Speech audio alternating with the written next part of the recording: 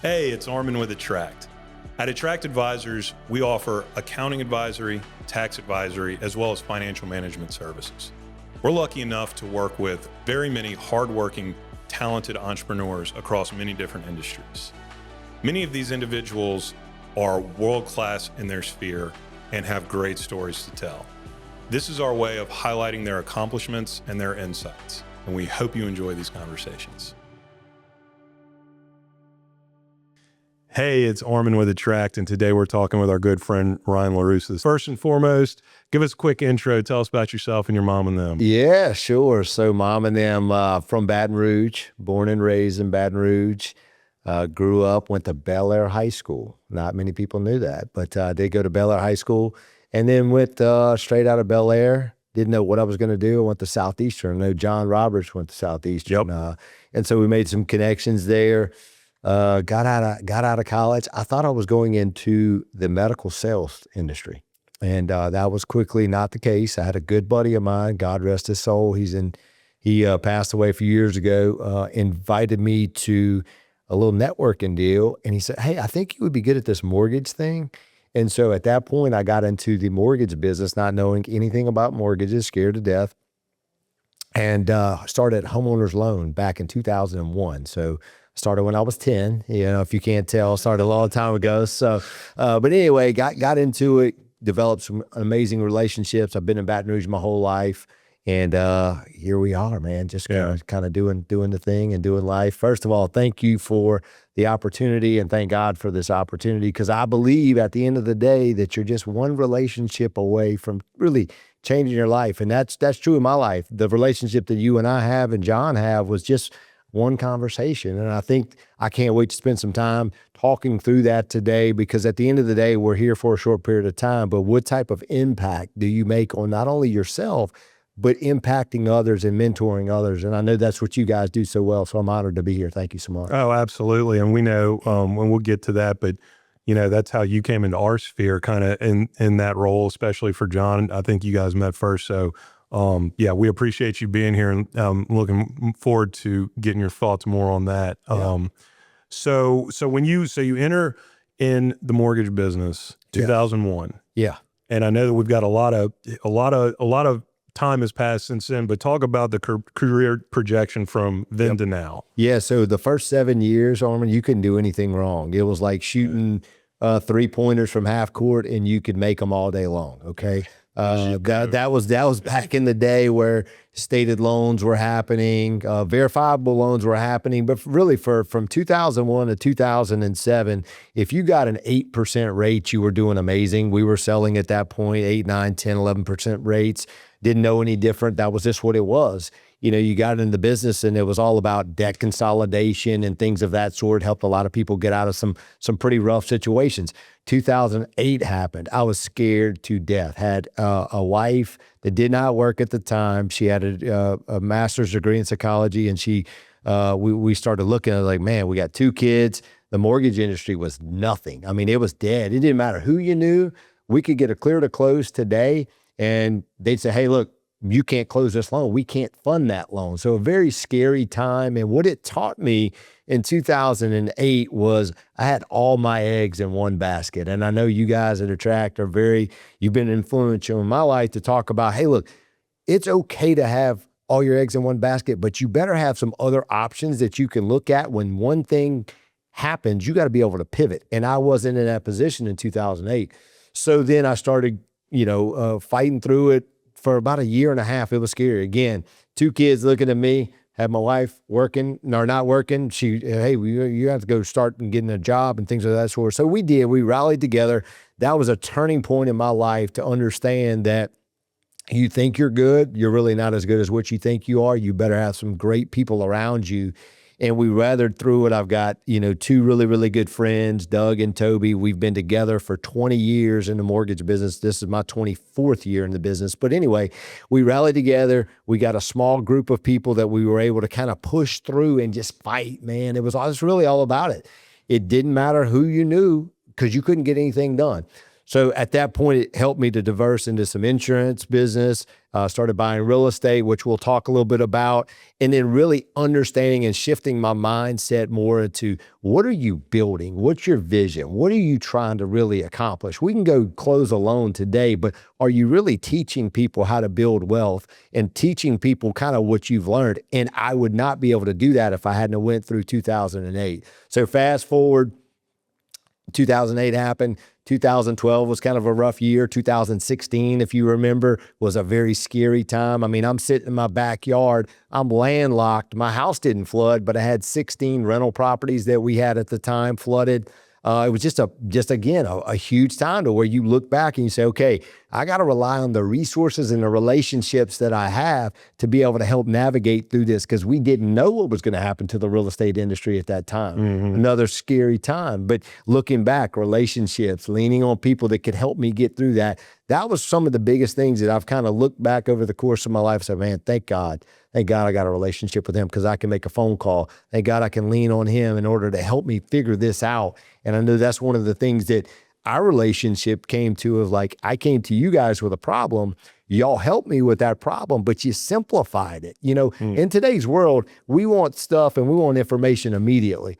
But it's so much better when you can get the information simplified and you can turn it over to a team of professionals that can help you get through it. I understand that I might be the quarterback, but I've got people that can help run the play to get us to show you, hey, look, you want to buy a house? Why is that important? What kind of vision do you have? What is the mission for you and your family? Because I know a lot of people that have gotten loans, that gotten bad advice. Now they're in a situation to where they can't get out of that loan. That's not something that we're going to ever do. My job is to look at the full picture, give you the play. I'm going to help you run the play, but you at the end of the day got to help yourself. And so we talk about that. When we sit down with somebody and we go through that home buying process, it's not about that one loan. Because if it's about that one loan, we're incorrect. The average person only buys a house 3 to 5 in their entire lifetime, statistics show. But here's the cool part. Most renters versus homeowners. I read this statistic and it just blew my mind. My coach actually brought it to my attention, and we'll get to coaching in a bit, but I think coaching is one of the things that people look at, that it costs them something. It will cost you everything if you don't have coaches around you to help mentor you. But it talked about renters versus homeowners. And the stats showed that a homeowner's net worth is 44 times greater than a renter. Wow. So when we sit down with somebody and we talk about helping them build wealth through these different buckets, it's not just about an FHA loan or a conventional loan or should I buy now? Why are you buying? Well, my mom told me to buy. Okay, well, maybe you're not ready, right? So we go through the entire part of the process, and that's what we do. And it's just a different feel. It's not just about that one loan to us. And so that's kind of my journey in the mortgage business and kind of where I'm at now in 2024, looking forward into 2025. 2024 was a rough year. A lot of people in our industry got hammered on the real estate, side. Mortgage, lots of banks and lots of lenders went out of business, lots of consolidation. And I know we talked about that the other day. Why is that the case? There's a very small margin on the loan and there's a lot of competition out there. Right. So if you don't have the right team around you, you're not going to be able to produce what you need, and you got a lot of overhead, and then you can't make it. So That's what we're seeing right now in the industry. It's been compressed, and I think over the next 60 to 90 days, unfortunately, we're going to see more compression. Mm-hmm. Yeah. Well, so talk about your current team right now. Yeah. Your current role in your current team. Yeah. So right now it's myself and 5 others. And I think that's a good spot. We've been blessed, man. The average loan officer helps 1 to 2 families a month. We average about 20 to 25 families a month. The only way we can do that is everybody knows their exact role. Everybody understands that, hey, it's not about any titles or positions on our team. I tell everybody, you meet somebody on my team, they're a team member. They don't work for me and I don't work for them. It's just that team atmosphere. I've got ex-football player, I got an ex-track athlete, and I've got some high producers around me that understand if the team wins, we all win. And so when we meet with a client and we talk about their goals, their ambition, that's talked about the entire part of the process. So I'm working with your real estate agent. I'm working with your CPA and, you know, your attorney if he's involved. We're all working together to make sure that that client walks away not only with the best experience, but with the best loan option for them at that time. And in our industry, that's just not the case. A lot of people are all very transactional, not relational. And so it all becomes about rate or closing costs. Well, if it's just about rate and closing costs, you can go online and Google best 30-year mortgage rate. And I see a lot of people, again, I'm not picking on any one company, but I look at somebody's fee sheet and I see that their fees are 18 or 20,000, but yet they feel like they got a good loan because they got a low rate. They didn't get a good loan. They got a bad loan because they paid a tremendous amount of fees that they'll never recoup. And what happens when rates come down and they have the opportunity to refinance? So we look at the entire picture. I can't tell you how many phone calls I'm on with either a divorce attorney, talking through that, what's best for the client, talking with a financial planner or a CPA, somebody like that, accountant. Let's make sure that we're doing what's right for that client. And I think that at the end of the day, that's most important because not a lot of people in our industry are focused on that. They're focused on getting the deal closed and moving on. Right. What's the most, we talk about this with inside of our team. What's the most expensive client? And that's going to get a new client. Well, if we've been doing this for 24 years and we've done a good job at it, we've got more repeat business than we could handle. So our mindset is, go get just one referral off of all the 250 people you helped last year. Those people know you, like you, and trust you. So you build that community and people understand that, hey, look, I get people to call me all day and say, hey, look, I have no idea where to go for accounting. I got somebody for you. Right. Hey, I got no idea about a home equity loan. I don't do them, but I got somebody for you. So you become the connector, and before you know it, you know, good things happen for those that give rather than I'm just trying to get. I'm trying to come with that giver's mentality. And that's kind of the mindset that we built on our team. And I don't let anything else get in the way of that. I love it. So you talked a little bit about 2008. Yeah. Talk about, you know, your attitude in the good times and the bad times, Sure. and how you guys have weathered those storms. And then what do you see out of the windshield? Where are we going in 3 months, 6 months, 18 months, 36? Like what's your outlook? Yeah. Also? So that's really, really good. So I'm a very systematic guy. Okay. I don't get away from, I'm the first one there, the last one to leave. When the times are good, I'm the first one there, the last to leave. When the times are bad, same thing. So for me, I don't get too high and I don't get too low. 2008 was a very low time. 2016 was a very low time. The last 2 years in my industry have been a very low time.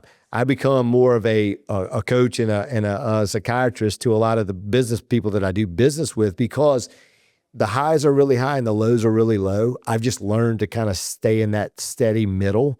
And at the end of the day, if you really look at it from, let's say that you buy a house, because that's what we're talking about. We're buying a house. You put a very minimal amount of money down and that house grows at 3 to 5% a year. You get the tax benefits that you guys talk about. You get the depreciation and all the other things. If you're not painting that picture to the client, they don't know what to do. All they hear, they flip on the news and they think that rates are 7.5% or 8%. While that information is incorrect, that's what they think, and they're not getting education. Our industry has done a poor job on educating the clients. This is where you'll be in 3 to 5 years. They just look at getting the loan done today because I'm tired of paying $1,800 a month in rent, okay? So I think we have to do a much better job of educating that client on that and taking it from today to where you will be. So where do I think things are gonna be? You know, during COVID, I'll use COVID, which I hate using it because I always call those the fake years in my business. Right. Those years in our business, we average about 20 to 25 loans a month. In the normal times, we were doing 50 to 60 loans a month. It was insane. But I saw a lot of people do just what I just said. They bought based upon emotion, not based upon logic. It didn't make sense. Now they're getting the insurance bill. Now they're getting the tax bill. Just because you got a 3% rate doesn't mean you got the best house and the best loan product, because you start looking at all the other expenses. So people buy houses because of death, divorce, or downsize. Those are kind of the three reasons: death, divorce, downsize. They're always going to buy houses. It's our job to show them, here's where you are today. What's your exit strategy? Well, I'm not worried about selling. I understand that, but I wouldn't be doing you a service, Armand, if I didn't talk about where you are today and where you want to be in 3 to 5 years. That's the missing link in our industry. And so our job is to help show you that and make sure that you don't put too much money down. I'm no financial analyst, but I can tell you right now, if your money's making you 5% in a fixed money market with no risk, or you can go put your money in the SPY or QQQ making 11 or 12%, why would you think you need to go put 20% down on a house just for whatever reason? A lot of people just don't understand money because we're not taught that in school. So our job is to kind of talk through money, educate them on that. If you're borrowing money at 6, but you're making 5 to 11%, you tell me what you're comfortable, because I know for my wife and myself, when my account gets below a certain amount, it causes stress. Our job is to help mitigate stress, mitigate fear, and give you the best financial advice. And that's where I think this industry has to go. I don't want people to get out of the industry, but not a lot of people are getting into the industry because it's super tough. A lot of people are getting out, not necessarily getting in. And finally, I'll just kind of talk about where I feel you asked where we're going.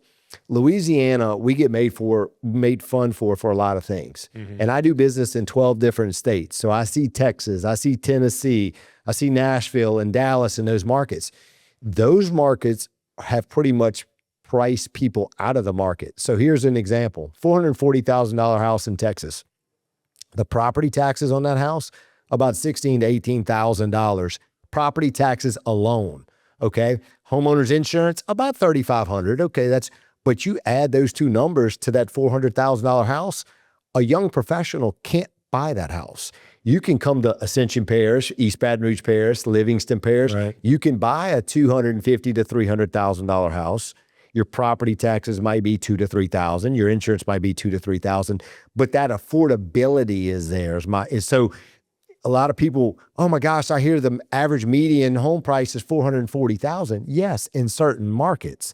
The difference here is you go to Belle Chase where they're doing this big LNG. You go to New Orleans, you go to Ascension Parish, we have a lot of different avenues for people to make money. LSU, the medical. So you got to think through that. So property value has been doing really well. We don't see these major 10 or 15% increases, but we don't see these huge drops. 2008, some markets were down 25 and 30%. Louisiana, we saw like a 3 to 5% drop. Right. We didn't see the major drops. Now, we don't see these major rises, right, but here's the cool thing. You buy a house today, you put 5% down, it goes up 5% a year, and you're up 25 or 30%, plus you pay down the balance. And that house is affordable if you want to get out of it. That guy that's just graduating school and starting he'll go buy that house and you can upgrade to the next house. So that's kind of what I see. I don't foresee interest rates going back to where they were. It just economically, I don't see that to happen. I think we all benefited in the mortgage industry from rates so low, but now we're not benefiting with the inflation and things of that sort. So I think the sweet spot pre-pandemic was upper 4s, low to mid 5s. I could see that being a reality. I'm not here to predict rates. I'm just telling you kind of what I see. I don't see prices to plummet. 2008, this is a cool fact. 2008, you had almost 4 million homes on the market nationwide, okay? Think about the population in 2008 to the population today.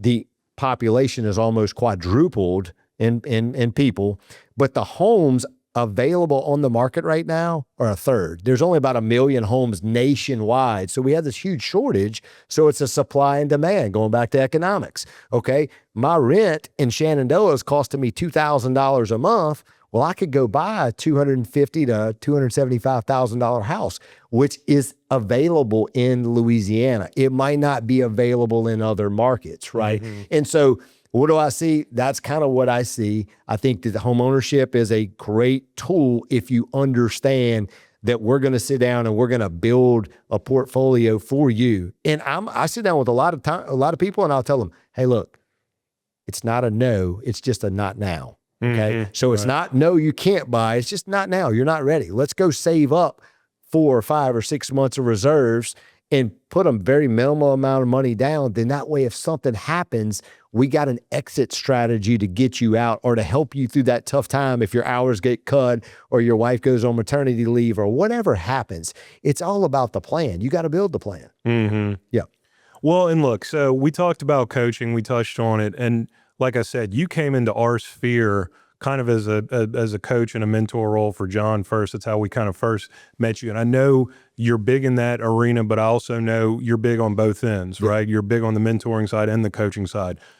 Talk about how that came to be and what your mindset is around that. Yeah. So coaching, this is, we all go through these life altering moments. I don't endorse Las Vegas. I don't like Las Vegas. I've been there twice in my life, but I went to Las Vegas on a mortgage convention and I met a guy that said, "Hey man, I can double your business. Would you be interested in that?" And in my arrogant ways, I said, "My business is fine. And I don't really think you could double my business." And he said, "Well," he stayed in contact. And so finally I hired a coach. Okay. And at the end of the day, it was one of the best decisions. And here's why. It's not that you don't know what to do. You and I both know what to do. Right. But a coach will help you get back on track a lot faster. And he'll point out things that you think you're doing that you might be doing about 50% as good as what you need. But if he can take you from 50 to 70 or 50 to 80, your business will automatically just change. And it's not about making money. It's about having the freedom to show up to impact other people's lives that you can bring on your team to where you can, at the end of the day, show that next person you meet with, you're one relationship away from somebody changing your life. I am a big believer in that. Why do I get there so early? Why do I leave so late? I'm addicted to trying to help people, accomplish whatever it is that they want to accomplish. And I think that that's one of the things that coaching has helped me to understand. It's not about making more.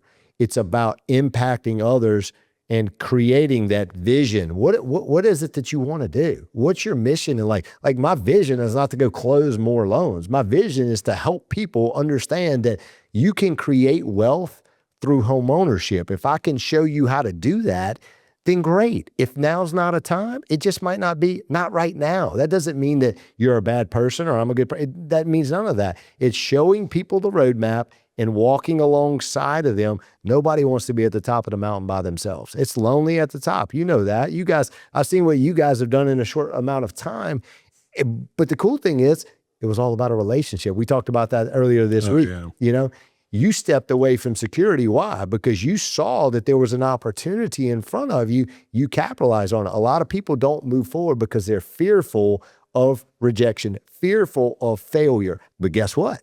I met a coach that could help me. If Tiger Woods, Michael Jordan, Phil Jackson, you name some of the best have a coach, why does Ryan LaRussa think he doesn't need a coach or direction? Right. I need direction, right? Because people are either drifted or they're driven or they're directed. I want to be directed. I don't want to be drifting off. I think I've got it all together. Let's be honest. We all think we're better than what we are. We all think at the end of the day, oh, I worked really hard today. Well, were you effective? Right. That's kind of how I challenge myself. I don't worry about what others are doing. I don't worry about what the national brand's doing. I worry about what I'm doing. Did I get 1% better today? And if I did I better somebody else that was around me? And they left our relationship thinking, man, he's a plus. He's not a minus. So I love that. Okay. So that's actually a really good segue into my next question. We ask this question to everybody. So what is the best and worst, either career or life advice you've ever got? All right. So the best advice I ever got: success is simple and it's not sexy. Success is simple, but it's not sexy. So my coach tells me that probably 3 or 4 times a week. And what he means simply by that is, don't complicate things, man. You have to work hard. Hey, there's a big difference between, and I believe, as a Christian, I believe that God wants the best for us, not financially, but he wants you to be the best person you can be. What does that look like? If I show up and I'm sloppy, and I showed up to this interview and I wasn't prepared, that's not the best. Do the simple things, but you got to do something hard every day. Right. On my team, before 10 a.m., I will ask, we have a team meeting at 9:30 every single day, every day, even Fridays. By 10 o'clock, everybody on my team knows, including me, that we have to do something hard before 10 a.m. It's just part of the culture that we try to build. You have to do things that you don't want to do. A lot of times it's not that hard. I know the phone calls I need to make. I know what I have to do, but did I do it? It's pretty simple. Make these calls, any business, make these calls. Here's the metrics. Here's the result. Did you do it? Did you do it? Right? So that's kind of what I do. I'm a simple guy. I went to public school. I went to Southeastern. I tease and I joke, but it's the truth. I made a 14 twice on my ACT. I'm not the smartest guy in the room, but I promise you, I'm going to show up and I'm going to try to outwork you, but I'm going to keep it very, very, very simple. So that's probably the best advice I got. You don't have to be the smartest guy in the room. You just got to surround yourself with the right ones. Keep it simple. The worst advice I ever got, I've had a lot of people tell me, man, why you don't have to work that hard. Why do you work that hard? And again, work ethic to me, and maybe it's because I was raised by a single mom, I really don't know, but I saw the struggles coming up, and now I see opportunity. I mentor about 10 to 12 young men, and I tell them every time I meet with them, I say, guys, the gap between where you want to be and the competition out there, there's a huge gap. I don't see a lot of people that show up early and stay late, and that can be challenged, but that's just what I don't see. And I see a lot of people that make money and don't have money, but the ones that I see that are most fulfilled are the ones that work hard. Like, go out this weekend, work on the farm, do something hard. If you do something hard every day, your mindset changes. Your mentality changes. Why do I go to the gym 4 or 5 days a week? I don't look great. For me, I did something hard that day. I pushed something around. So that's the ideology. You don't have to work that hard in today's market. You have to work hard. And when I work hard, I feel better about myself. But some people will tell you, oh man, you don't have to work that hard. And I think at the end of the day, that's just a lie that you're telling yourself. Yeah. So I love it. I love it. Okay. So bringing it all back into accounting, Yeah. you know, we are an accounting firm. You are. So talk to me a little bit about your view just on operational financial accounting, and how do you guys, what's your view on that, and how do you use that in your daily life managing your business? Yeah, that's great. Well, first of all, I'm a simple guy, and most people make it way too complicated. There's a big difference between a tax preparer and a tax planner. You guys have helped me in my businesses that I'm a part of plan rather than just prepare the return, right? And so when I sit down with people, a lot of people they never even understand that. They have no clue, whether it be a real estate agent, a builder, whoever. Anybody I sit down with, I said, look, we all got to look at this stuff. This is super important. And they just they have a fog over their face because nobody's ever taken the time to show them a budget. Nobody's ever taken the time to say, hey, your top line looks really good, but why is your bottom line so terrible? We need to simplify this thing. You guys make it super simple to where okay, when I first came to you, we had all these I'm like, oh my gosh, what's going on? It's not that simple. It's one page. It's one page that you can really break it down to with somebody that's willing to help dissect it, show you the plan, execute the play. So when I think about that, a lot of people just make it too complex, and a lot of people wait too long. You know this. It's just like I sit down with people all the time and say, well, why are you just now buying? Well, I've been renting for 7 years. My plan was to rent for 2, but I've been here 7. So you've paid 40, 50, 60 extra $1,000. That's a bad idea. You need to be meeting with guys like you and John and your staff once a quarter. You need to break those things down, because why do I have a coach? I don't want to wait 6 months to know that I'm out of whack. I don't want to wait to the end of the year and try to scramble and do things that are going to put me behind the 8 ball, when I could have met with you once a quarter and say, okay, first quarter wasn't so good. Second quarter, this is what we need to do. Second quarter we meet, it's pretty good. So it's not that hard. It's simple, but you got to do it. And most people don't want to do it because I'm too busy, or it's not in my calendar, or they think it costs too much money. The truth of it is, it's going to cost you one way or the other. It's going to cost you time, or it's going to cost you money. You tell me which one it is that you want. And so when I think about what you guys do, y'all break it down into a very easy format. And I think that's key. Most people that I sit down with on the initial consultation, I'm like, well, when's the last time you really went through and reviewed this stuff? And the answer is almost every time, well, once a year. Once a year is not enough. You got to meet once a quarter with somebody that's qualified like you guys to put you ahead of the game, because it's not what you make, it's what you do with what you make and how you make that work for you. Right. And you guys have really helped me out with that. And I really want to just, again, I'm honored to be here, and thank you so much. Oh man, thank you so much for being here. You've been a big help to everybody in our firm. So we really appreciate it, man. We really do. Awesome. Thank you. All right, man. Well, thank you for coming in, and we'll catch you on the next one. Thanks, guys.